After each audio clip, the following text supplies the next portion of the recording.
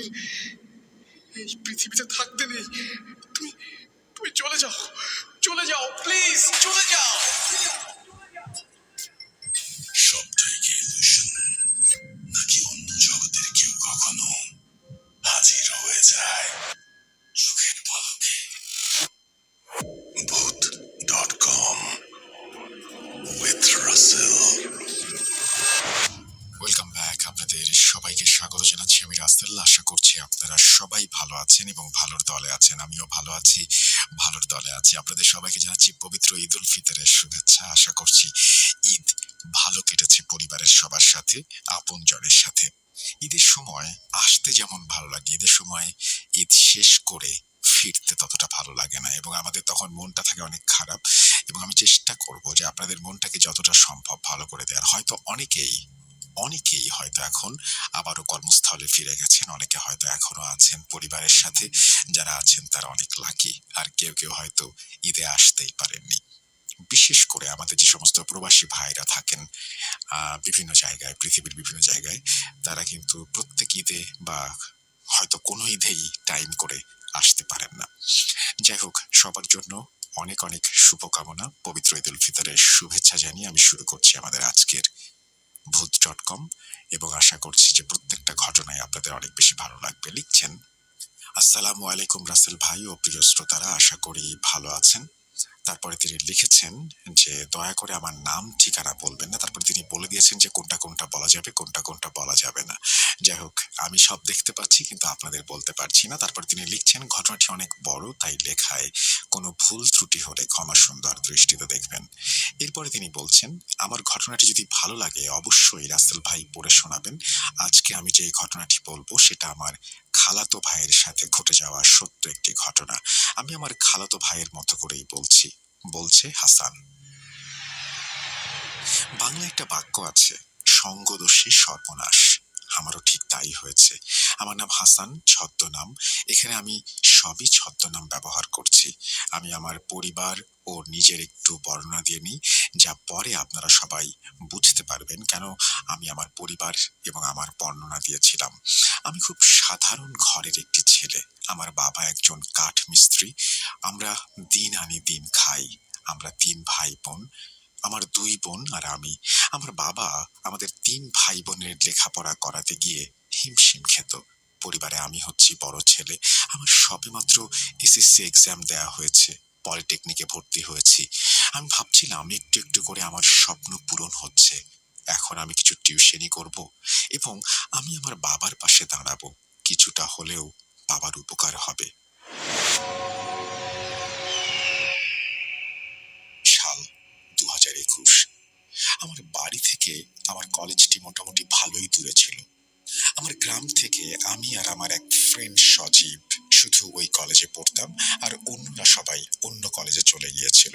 কলেজটি আমার বাড়ি থেকে দূরে হওয়ার কারণে আমার বাবা আমাকে পুরনো একটি সাইকেল কিনে দেন, যাতে আমার যাতায়াতের কোনো সমস্যা না হয়। প্রতিদিন আমি সেই সাইকেল চালিয়ে যেতাম। একদিন আমি সাইকেল চালিয়ে কলেজ যাচ্ছিলাম, তখন দেখি আমার বন্ধু সজীব যাচ্ছে। আমি বললাম, কিরে সজীব, কোথায় যাচ্ছিস? কলেজে। ওঠ, সাইকেলে ওঠ, একসাথে যাই দুইজন। সজীব আর আমি সাইকেল চালিয়ে যাচ্ছিলাম। তখন সজীব বলল, হাসান, তুই আর আমি তো একই ক্লাসে পড়ি, একই সাবজেক্ট নিয়ে পড়ছি, আর আমরা একই গ্রামে থাকি। তাহলে একটা কাজ করলে হয় না? আমি বললাম, কি কাজ? সজীব বলল, কাল থেকে তুই আর আমি একসঙ্গে সাইকেলে করে কলেজে যাব। আমি বললাম, তাহলে তো ভালোই হয়, পড়াশোনা নিয়ে কথা বলা যাবে, আর দুজন গল্প করতে করতে যাওয়া আসা করা যাবে। সজীব বলল, এভাবেই কেটে গেল বেশ কিছুদিন। একদিন সজীব আমাকে বলল, হাসান, তোকে একটা গুরুত্বপূর্ণ কথা বলতে চাই। আমি বললাম, বল, কোনো সমস্যা হয়েছে? না। তাহলে কি হয়েছে? হাসান, আমি না রিয়াকে অনেক পছন্দ করি। আমি বললাম, রিয়া? কোন রিয়া? ওই যে আরিফ ভাইয়ের বোন রিয়া। আমি মাথা নিচু করে বললাম, হ্যাঁ, বুঝতে পেরেছি।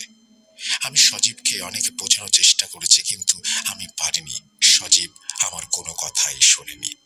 এখানে আরো একটা কথা বলে নেওয়া ভালো, রিয়াদের পরিবার খুব একটা ভালো পরিবার ছিল না। রিয়াদের পরিবারকে আমার থেকে ভালো আর কে জানবে, কারণ রিয়া ছিল আমার খুব নিকট আত্মীয়। না, এটা নয়, থাক। আমি সজীবকে এইটাও বললাম, দেখ সজীব, রিয়ার তো বয়ফ্রেন্ড আছে, আর এটা তুইও জানিস। সজীব আমার কোনো কথার দাম দিল না। যাই হোক, অনেক বোঝানোর পরেও সজীব বুঝল না। তখন আমি বললাম, তোর মন যা চায় তাই কর। এইভাবেই কেটে গেল প্রায় 1 মাস। ঘটনার মূল শুরু এখান থেকেই। সাল 2022-এর শুরুর দিক, কনকনে শীত। সেদিন ক্লাস ও কোচিং শেষ করে আমি আর সজীব বাড়ির দিকে ফিরছি। তখন মাগরিবের আজান পড়বে পড়বে ভাব। সাদা কুয়াশায় ঢাকা সারা গ্রাম। আমি আর সজীব শুধু সাইকেল চালিয়ে যাচ্ছি। এতটুকু কুয়াশা আর শীত ছিল যে রাস্তায় আমি আর সজীব ছাড়া কাউকেই দেখতে পাইনি। আমরা আমাদের বাড়ির খুব কাছাকাছি চলে এসেছিলাম। তখনই সজীব আমাকে বলল, হাসান, সাইকেল থামা। আমি সাইকেল থেকে নেমে বললাম, কি হয়েছে? আরেকটি কথা, আমরা যে জায়গায় দাঁড়িয়েছিলাম সেই জায়গার একটু বর্ণনা দেই। এই জায়গার নাম 3 রাস্তার মোড়। 3টি রাস্তা 3 দিক থেকে চলে এসে এই জায়গায় মিশে গিয়েছে। একটা গেছে আমাদের গ্রামের দিকে, আর একটা গেছে আমাদের শহরের দিকে, আর একটা গিয়েছে চাষের জমি এবং অনেক দূরে আরেকটি গ্রামের দিকে। গ্রামের নাম বিলপাড়া গ্রাম। যাই হোক, সজীব আমাকে বলল, সাইকেল যতই চাষের জমির দিকে যাচ্ছে ততই মনে হচ্ছে আমরা অন্য কোনো জগতে প্রবেশ করছি। চারপাশে শেয়ালের ডাক, ঝিঝি পোকার ডাক। যাই হোক, সজীব আমাকে বলল, সাইকেলটা তুই আমাকে দে, তুই পেছনে বস আজ। আমি কিছু না বলে পেছনে বসলাম। সাইকেল নিয়ে সজীব আমাকে নিয়ে ছুটে চলল সেই চাষের জমির দিকে। আঁকা বাঁকা মাটির রাস্তা দিয়ে সাইকেল যতই চাষের জমির দিকে যাচ্ছে ততই মনে হচ্ছে আমরা অন্য কোনো একটা জগতে প্রবেশ করছি। চারপাশে শেয়ালের ডাক, ঝিঝি পোকার ডাক, আর কনকনে শীতের মধ্যে যেন অন্য একটি জগতের দিকে এগিয়ে যাচ্ছিলাম আমরা। আমি বুঝতে পারছিলাম না সজীব আমাকে কোথায় নিয়ে যাচ্ছে। অনেকক্ষণ সাইকেল চালানোর পর আমরা একটি গ্রামে প্রবেশ করলাম। আমি সজীবকে জিজ্ঞেস করলাম, কিরে, কোথায় আসলাম? সজীব আমাকে বলল, বিলপাড়া গ্রামে এসেছি। বিলপাড়া গ্রামে তোর কি কাজ? দেখতেই পাবি। সজীব সাইকেল নিয়ে একটা বাড়ির সামনে গিয়ে দাঁড়ালো। সজীব আমাকে বলল, সাইকেল থেকে নাম, আমরা ওই বাড়িতে যাব। আমরা সাইকেল রেখে বাড়ির ভেতরে প্রবেশ করি। বাড়ির ভেতরটি দেখে আমার গা শিউরে উঠল। একে তো কুয়াশায় ঢাকা পুরো গ্রাম, তার মধ্যে কনকনে শীত, আর তার মাঝখান দিয়ে এক টুকরো চাঁদের আলো এসে পড়েছে জমিতে, যা এক ধরনের ভয়ঙ্কর পরিবেশ তৈরি করেছে। বাড়ির ভেতরটি ছিল এই রকম যে বাড়ির উঠোনে বিশাল একটা তেঁতুল গাছ আর 3টি ছোট বড় ঘর। চাঁদের আলো আর মোবাইলের আলোতে আমি যা দেখতে পাই তা হলো, তেঁতুল গাছটি দেখে আমি কিছুটা ভয় পেয়ে যাই, কারণ এই গাছটি আর 4টি গাছের মতো স্বাভাবিক নয়। তেঁতুল গাছটির গোড়ায় অনেক রকমের খাবার। গাছটিকে সাদা, কালো, লাল ইত্যাদি সুতা দিয়ে পেঁচিয়ে রাখা হয়েছে। অবাক করা বিষয় হলো, গাছটি দেখে আমার মনে হলো গাছটিকে প্রতিদিন পুজো করা হয়। যাই হোক, আমি আর সজীব বাড়ির ভেতরে প্রবেশ করে দেখি একটি ঘরে আলো জ্বলছে। আমি আর সজীব সেই ঘরের সামনে যাই এবং তখনই সজীব বলে ওঠে, কাদের কাকা আছেন ঘরে? তখনই একজন বৃদ্ধ মহিলা এসে বলে, কে তোমরা, কেন এসেছো? আমার বন্ধু সজীব বলল, কাকি, কাকাকে গিয়ে বলেন সজীব নামে একজন এসেছে, আমি কাকার সাথে মোবাইলে কথা বলে এসেছি। তখন বৃদ্ধ মহিলাটি বলল, তোমরা একটু অপেক্ষা করো। 2 মিনিট পর বৃদ্ধ মহিলাটি 2 গ্লাস পানি নিয়ে আসলো আমাদের কাছে আর বলল, নাও, এই 2 গ্লাস পানি খেয়ে নাও। আর একটা কথা, পানি খাবার সময় বিসমিল্লাহ বলা লাগবে না, আর বাম হাতে নিয়ে খেও। এই কথাটি শুনে আমার কিছুটা রাগ হলো। আমি পুরোপুরি ইমানদার নই, তাই বলে কিছু খাবার আগে বিসমিল্লাহ বলবো না এবং বাঁ হাত দিয়ে খাবো, এটা হয় নাকি? আমি সেই বৃদ্ধ মহিলার কথা না শুনে নিচে বসে বিসমিল্লাহ বলে ডান হাত দিয়ে পানিটি পান করি। আমার বন্ধু সজীব কিন্তু তা করেনি। আমি আমার গ্লাসটি যখন বৃদ্ধ মহিলাকে দিচ্ছিলাম, দেখি সেই মহিলাটি আমার দিকে তার চোখ বড় বড় করে তাকিয়ে আছে। বৃদ্ধ মহিলাটি আমাদের দুজনের দিকে লক্ষ্য করে বলল, তোমরা বাইরে দাঁড়াও, আমি আসছি। এবার তিনি একটি বালতিতে করে পানি নিয়ে এসে আমাদের দুজনকে বললেন, এই পানি দিয়ে পা ধুয়ে বাম পা দিয়ে ঘরে প্রবেশ করো। এবারও আমি তার কথার কোনো দাম না দিয়ে পা ধুয়ে ডান পা দিয়ে ঘরে প্রবেশ করি। আমি কিছুটা অবাক হয়ে যাই, কারণ ঘরটিতে তেমন কোনো আসবাবপত্র ছিল না, শুধু একটি খাট ছাড়া। আরেকটা অবাক করা বিষয় হলো পুরো ঘরটি লাল কাপড় দিয়ে মোড়ানো। যাই হোক, খাটের ওপর বসেছিলেন একজন বৃদ্ধ। আমি সেই বৃদ্ধ পুরুষটিকে দেখে সালাম দেই। জানি না আপনি বিশ্বাস করবেন কিনা, আমি সালাম দেওয়ার পর কেমন যেন একটা উত্তর দিল সেই বৃদ্ধ, যেটা আমি কখনোই শুনিনি। আমার কাছে খুব অদ্ভুত মনে হলো। যাই হোক, একটু পর সেই বৃদ্ধা মহিলাটি চেয়ার এনে আমাদেরকে বলল বসার জন্য। আমরা বসি। তখন সেই বৃদ্ধ পুরুষটি সজীবকে বলল, যা বলেছিলাম তা এনেছিস? সজীব তার পকেট থেকে একটি চিরকুট বের করে দিল বৃদ্ধকে। বৃদ্ধ কিছুক্ষণ সেই চিরকুটটি দেখল। তারপর বৃদ্ধটি বিছানা থেকে নেমে ঘরের এক কোনায় লাল কাপড় মোড়ানো একটা মাটির কলস থেকে এক বোতল পানি নিয়ে আসলেন। আর চিরকুটটি দেখে কি যেন বিড়বিড় করে পানিতে ফুঁ দিতে লাগলেন। কিছুক্ষণ পর বৃদ্ধটি সজীবকে লক্ষ্য করে বলল, আমার হাদিয়া এনেছিস? সজীব বলল, হ্যাঁ এনেছি। সজীব 1000 টাকার একটা নোট বাড়িয়ে দিল সেই বৃদ্ধের দিকে। বৃদ্ধটি টাকাটি নিয়ে সেই পানির বোতলটি সজীবকে দিল। সজীব পানির বোতলটি পেয়ে খুব খুশি হলো, যেন সে আনন্দে আত্মহারা। সেই বৃদ্ধটি সজীবকে বলল, আর শোন, সূর্য ডোবার পর যে কোনো সময় বাড়ির চারপাশে এই পানি ছিটিয়ে দিয়ে আসবি।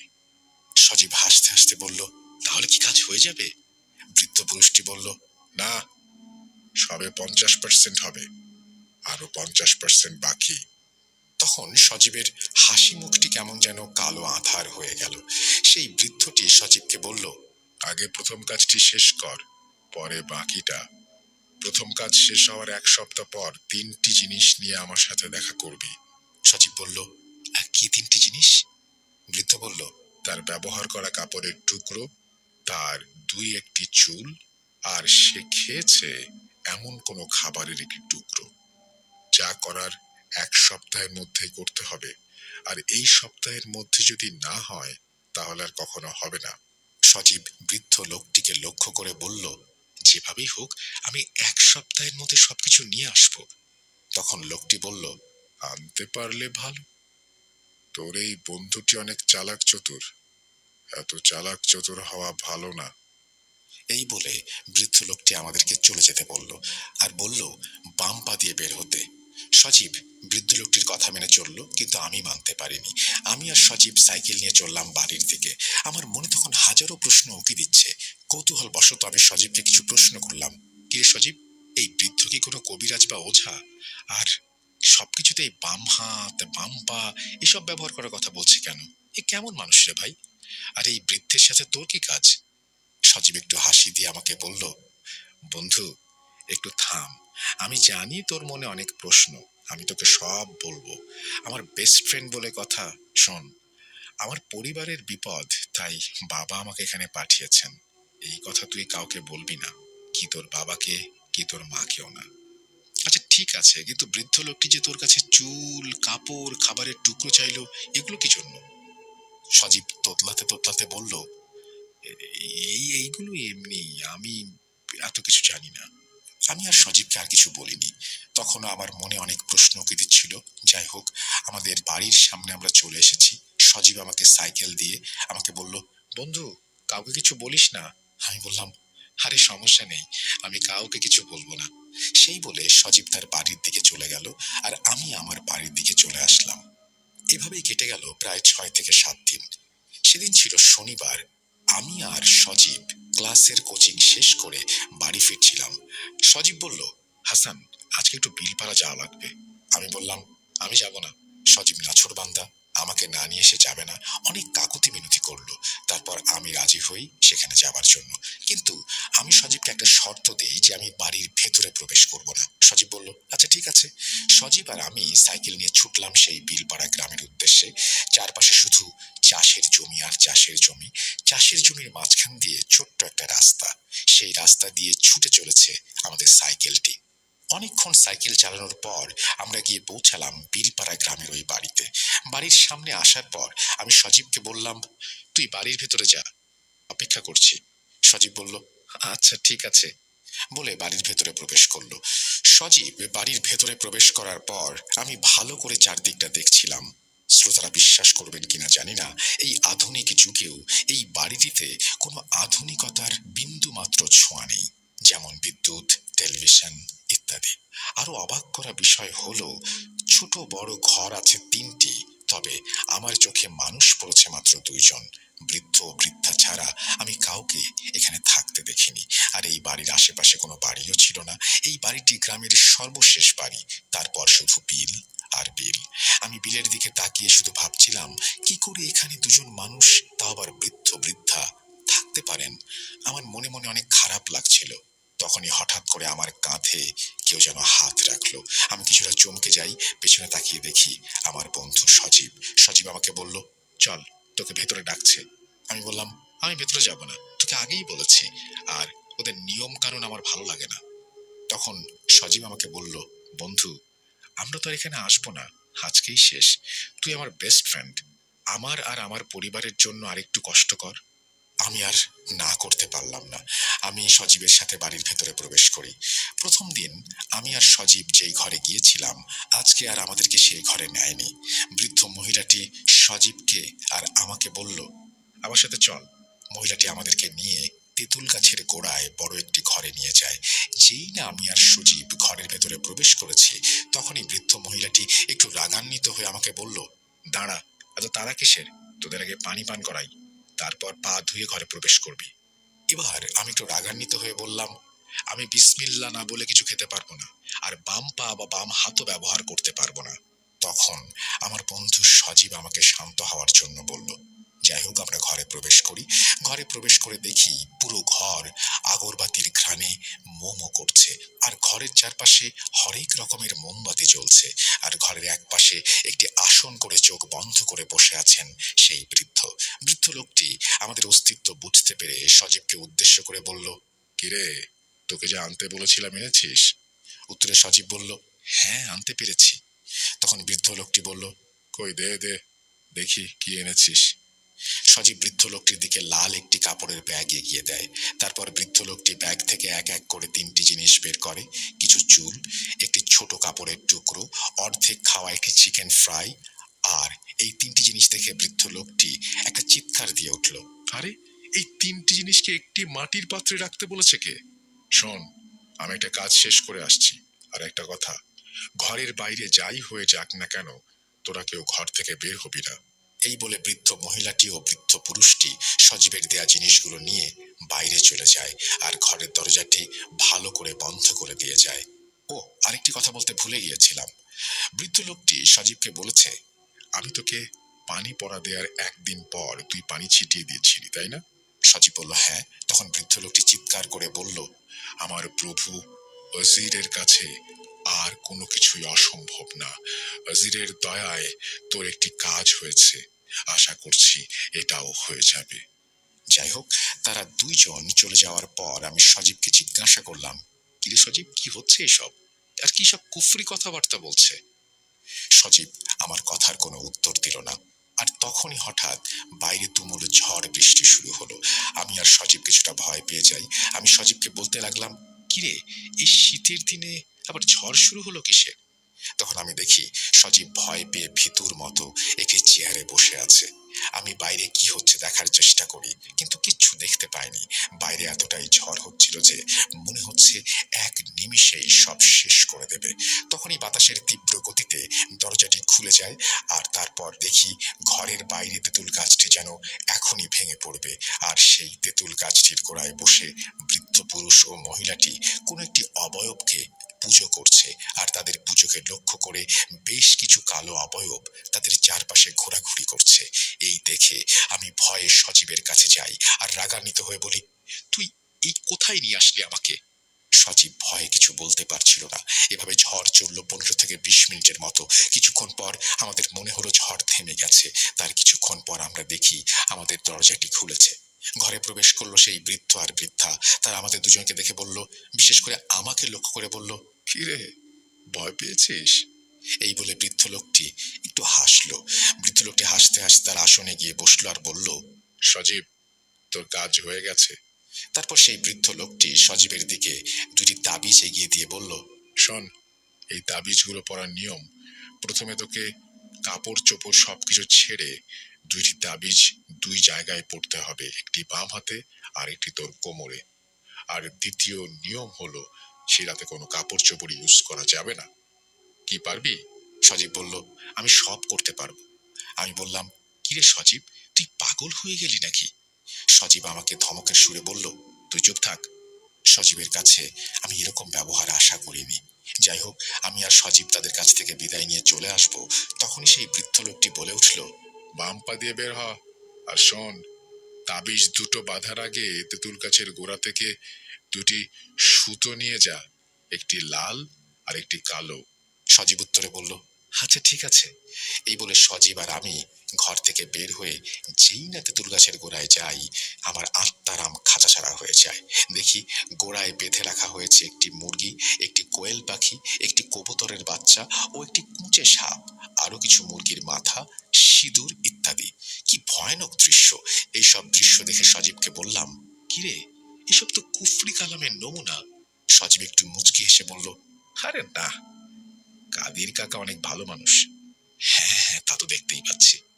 তখনই ঘরের ভেতর থেকে সেই বৃদ্ধ লোকটি বলে উঠল, কিরে, নিতে পেরেছিস? সজীব বলল, জি পেরেছি। তারপর সেই বৃদ্ধ লোকটি বলল, এখন এখান থেকে তাড়াতাড়ি চলে যা, অনেক রাত হয়েছে, আর আমার টাকার কথা বলিস না যেন। এই বলে বৃদ্ধ লোকটি থেমে যায়। আমি আর সজীব লাল সুতো, কালো সুতো আর তাবিজ নিয়ে রওনা হলাম। বাড়ি আসতে আসতে আমি সজীবকে অনেক প্রশ্ন করি, আর উত্তরে সজীব বলে পরিবারের অনেক বিপদ, তাই সে এমন কাজ করেছে। এই বিষয়টি পাঁচ কান করতে চায় না সে। আমি সব শুনে আর কথা বাড়ালাম না, কারণ এমনি অনেক দেরি হয়ে গেছে, তার মধ্যে বাড়ি থেকে বারবার ফোন আসছে। যথারীতি আমরা বাড়ি চলে আসি। এভাবে কেটে গেল এক সপ্তাহ।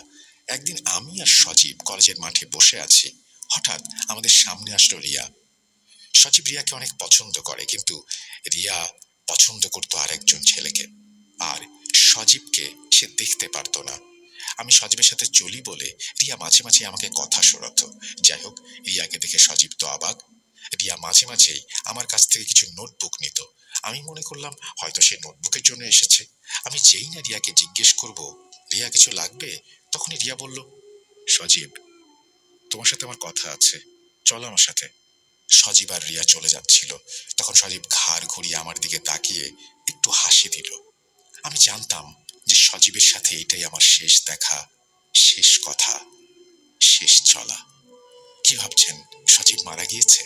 না, সজীব মারা যায়নি। ওই দিনের পর থেকে সজীব আর আমার একসাথে কলেজে যাওয়া হয়নি, কথাও বলা হয়নি, সজীবের সাথে তেমন দেখাও হয়নি। প্রিয় শ্রোতা, আপনারা নিশ্চয়ই বুঝতে পারছেন আমি কেন বলেছিলাম সঙ্গ দোষে সর্বনাশ।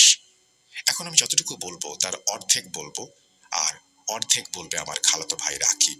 যাই হোক, এভাবে কেটে গেল প্রায় 1 মাস। সজীবের সাথে আমার কথা হয়নি, আমিও নিজে সজীবের সাথে কখনো দেখা করতে যাইনি।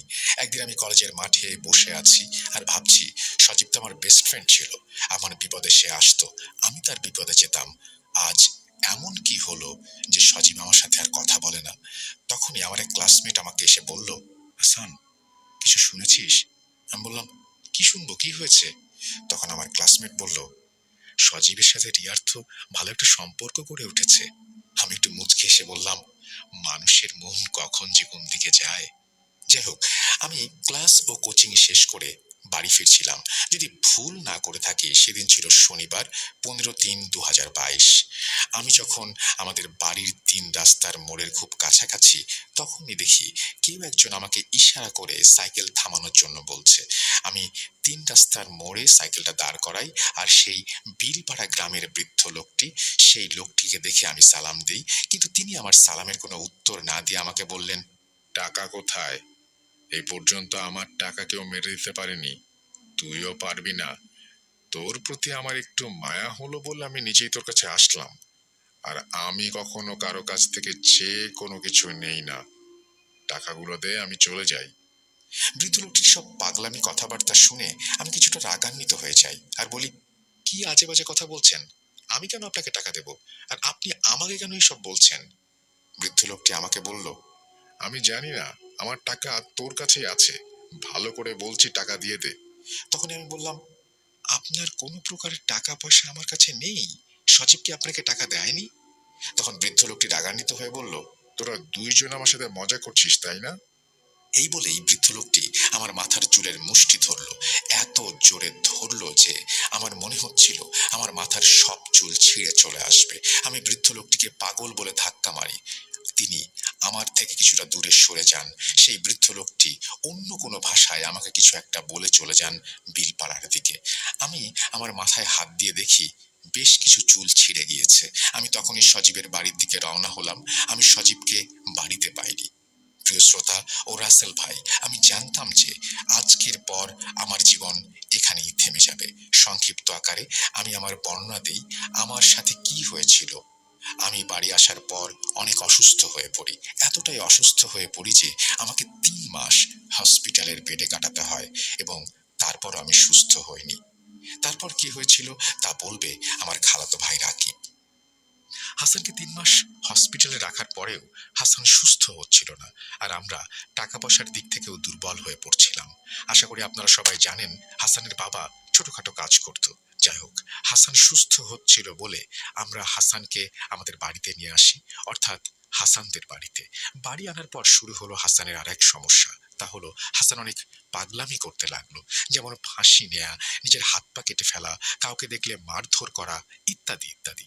তারপর হাসানের বাবা হাসানকে নিয়ে যায় মেন্টাল হসপিটালে। ডক্টর হাসানের ব্যবহার বা পরিস্থিতি দেখে বলল হাসানকে এখানে কিছুদিন রাখতে হবে, তার অবস্থা বেশি ভালো না। হাসানের বাবা হ্যাঁ বলে 2 চোখ মুছতে মুছতে হসপিটাল থেকে বেরিয়ে গেল। আমরা সবাই জানি ঘরের বড় ছেলের ওপর বাবা মার একটা আশা থাকে। হাসানের বাবা মারও তাই ছিল। যাই হোক, মানসিক হাসপাতালে 1 সপ্তাহ 2 সপ্তাহ করতে করতে কেটে যায় 3 মাস। তাও হাসান সুস্থ হচ্ছিল না। হাসানের চিকিৎসা করতে গিয়ে হাসানের বাবা তাদের ভিটে বিক্রি করে দেয়। তবু হাল ছাড়েনি। এক সময় মানসিক হাসপাতাল থেকে হাসানকে বাড়িতে পাঠিয়ে দেয়া হয়, কারণ হাসানের অবস্থা খুবই খারাপের দিকে যাচ্ছিল। হাসান খাবার খেত না, আর একটি কষ্টদায়ক কথা হলো হাসান পঙ্গু হয়ে যায়। ডাক্তার বলেন হাসানের রক্তশূন্যতার কারণে হাত পায়ের রগ শুকিয়ে যাওয়ার কারণে সে পঙ্গু হয়ে গিয়েছে। আরেকটি কথা বলতে ভুলে গিয়েছিলাম, হাসানকে অনেক হুজুর কবিরাজও দেখানো হয়েছে, কেউ কিছু বলতে পারল না, হাসানের সমাধান দিতে পারল না। হাসানকে মানসিক হাসপাতাল থেকে পাঠিয়ে দেওয়ার পর সে বিছানায় শুয়ে শুধুমাত্র মৃত্যুর দিন গুনছে। আমরা আমাদের সামর্থ্য মতো যতটুকু পেরেছি তা করেছি, কিন্তু আমরা একটা সময় আর পারিনি। আমরা হাসানের আশা ছেড়ে দেই। তখনই আমরা আশার আলো দেখতে পাই। বাংলায় একটি কথা আছে, রাখে আল্লাহ মারেকে। হঠাৎ আমাদের গ্রামে বাংলাদেশের নাম করা এক হুজুর আসেন ওয়াজ মাহফিলে। গ্রামের অনেকেই বলাবলি করছিল এই হুজুর নাকি অনেক বড় মাপের আলেম, তিনি অনেক কিছুর সমাধান করতে পারেন। এ কথা শুনে আমি আর হাসানের বাবা চলে যাই সেই হুজুরের কাছে। হুজুরের মাহফিল শেষ হলে আমরা হুজুরের সাথে কথা বলি। হুজুর বলেন, আমি তো এখন যেতে পারবো না, আমার আরেক জায়গায় ওয়াজ মাহফিলে যেতে হবে। গ্রামের মানুষ ও আমাদের কাকুতি মিনতি দেখে হুজুর হাসানকে এক নজর দেখতে আসেন। হুজুর বাড়ির ভেতরে প্রবেশ করেই বললেন, এই বাড়িতে একটা আড্ডাখানা হয়ে গিয়েছে, কিভাবে আছেন এই বাড়িতে? এই বলে হুজুর হাসানের ঘরে প্রবেশ করে। হুজুর হাসানকে দেখেই আল্লাহু আকবার বলে চিৎকার দিয়ে ওঠেন। বলেন, এই ছেলে এখনো জীবিত আছে কিভাবে তা আল্লাহই ভালো জানেন। হাসানের বাবা জিজ্ঞেস করেন, হুজুর কি হয়েছে আমার ছেলের? হুজুর যা বলেন তা শোনার জন্য হয়তো হাসানের বাবা মা কেউই প্রস্তুত ছিলেন না। হুজুর বলেন, তার উপর অনেক খারাপ ধরনের কালো জাদু করা হয়েছে। কালো জাদুর কিছু ভাগ আছে। হাসানের উপর করা হয়েছে খুব নিকৃষ্ট এবং নাপাকি জিনের সর্দার দ্বারা করানো কোনো জাদু। আমি এখানে ওর কোনো চিকিৎসা করতে পারবো না, হুজুর বলছেন। হাসানকে শুক্রবার সকালে আমার মাদ্রাসায় নিয়ে আসবেন। হুজুরের কথা মতো আমরা শুক্রবার সকালে হুজুরের মাদ্রাসায় চলে যাই হাসানকে নিয়ে। হুজুর হাসানকে দেখে বললেন, সে বসতে পারবে না, তাই তাকে এখানে শুইয়ে দিন। তারপর হুজুর হাসানের চারপাশে একটা গোল বৃত্ত এঁকে দিলেন। তারপর ছোট বড় মোট 15 জন হুজুর নিয়ে শুরু হলো হাসানের রুকাইয়া। আমরা তখন বাইরে দাঁড়িয়েছিলাম। আমরা অনেক কিছুর আওয়াজ শুনতে পাই এবং অনেক কিছুর ধস্তাধস্তির শব্দ শুনতে পাই। যাই হোক, রুকাইয়া চলে প্রায় 1 ঘন্টা। কিছুক্ষণ পর হুজুর ঘর থেকে বেরিয়ে আসেন, আর আমাদেরকে যা বলেন তা শোনার জন্য আমরা মোটেও প্রস্তুত ছিলাম না। বলছেন, আমি তো আগেই বলেছিলাম হাসানকে কালো জাদু করা হয়েছে, আর হাসানের উপর যে কালো জাদু করা হয়েছে তা সাধারণ কেউ করতে পারবে না, কারণ এই জিনকে পেতে হলে মানুষ কুরবান করতে হয়। আর হাসানকে যেই কবিরাজ কালো জাদু করেছে সে তার তিনজন ছেলে মেয়েকে কুরবান করেছে। সেই জিনকে পাওয়ার জন্য। আর এই জিনের আছে অলৌকিক অনেক ক্ষমতা, যা অন্য কোনো জিন কখনো করতে পারে না। অন্য জিনের সেই ক্ষমতা থাকে না। আর এই জিন হচ্ছে সর্দার জিন। আর জিনও বারবার ফিরে আসছিল, কারণ কবিরাজের জিনগুলো ছিল নাপাক এবং পোশাকবিহীন। আপনারা জানেন কি কেন হাসানকে কালো জাদু করা হয়েছে? হাসান আর হাসানের এক বন্ধু একটি মেয়ের ওপর কালো জাদু করার জন্য যে কবিরাজের কাছে গিয়েছিল, কবিরাজ কিছু টাকার জন্য সেই কালো জাদুটি উল্টে হাসানের ওপর করে।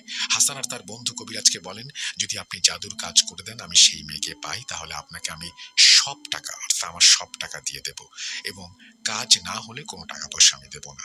কবিরাজের কালো জাদু কাজ করে, কিন্তু কবিরাজকে কোনো টাকা পয়সা দেয় না। কবিরাজ অনেক দিন হাসানের বন্ধুর কাছে গিয়েছিল, কিন্তু সে টাকা দেয়নি। আর সে বলে, আমি টাকা অনেক আগে হাসানকে দিয়েছি, আপনি তার কাছ থেকে নিয়ে নেন। তারপর থেকে কবিরাজ হাসানকে খুঁজতে থাকে, আর একদিন হাসানের সাথে দেখা হয়ে যায়। সেই কবিরাজ হাসানকে তার টাকা দেওয়ার জন্য চাপ প্রয়োগ করে। হাসান তো কিছুই বুঝতে পারে না। সেইখান থেকেই হুজুরের ক্ষোভ, এবং তার থেকেই হাসানের প্রতি এই নিকৃষ্ট প্রতিশোধ, এবং হাসান পড়ে যায় বিপদে। হায় রে মানুষ! এই বলে হুজুর থামেন। ঘটনাটি অনেক বড় হয়ে গিয়েছে, তার জন্য আমাকে মাফ করবেন। আসলে স্বপ্ন অনেক ছোট হয়, কিন্তু বাস্তব অনেক বড়। হাসান এখন মোটামুটি সুস্থ, তবে সে আর কোনোদিন দাঁড়াতে পারবে না। আশা করি আপনারা সবাই বুঝতে পেরেছেন আমি প্রথমে কেন বলেছিলাম সঙ্গ দোষে সর্বনাশ। সজীব ও রিয়ার কয়েক মাস হলো বিয়ে হয়েছে, তাদের জন্য সবাই দোয়া করবেন। আমি জানি সজীব আমার জীবন নষ্ট করে দিয়েছে। আবারও হাসান বলছেন এই কথাগুলো। আমি আল্লাহর কাছে তার বিচার চাই, আর আমার জন্য দোয়া করবেন। অনেকেই হয়তো বলবেন, সজীবের বিরুদ্ধে পদক্ষেপ কেন নেয়নি? আসলে তার পরিবার ছিল এলাকার মাথা, আর আমরা চাইলেও কিচ্ছু করতে পারবো না। আরেকটা কথা বলে আমি শেষ করব, তা হলো, না জেনে না বুঝে কোনো বন্ধু বান্ধবের সাথে যোগ দেবেন না। সেই বৃদ্ধ কবিরাজের বিষয়ে আমরা অনেক কিছু জেনেছি, ইনশাল্লাহ অন্য একদিন বলবো। এই বলে তিনি তার ঘটনা শেষ করেছেন। আশা করছি তার এই ঘটনাটি আপনাদেরও ভালো লেগেছে। যদি ভালো লেগে থাকে অবশ্যই আমাদেরকে জানাবেন, যদি ভালো না লেগে থাকে তাও আমাদেরকে জানাবেন। আমরা চলে যাব আমাদের পরবর্তী ঘটনায়।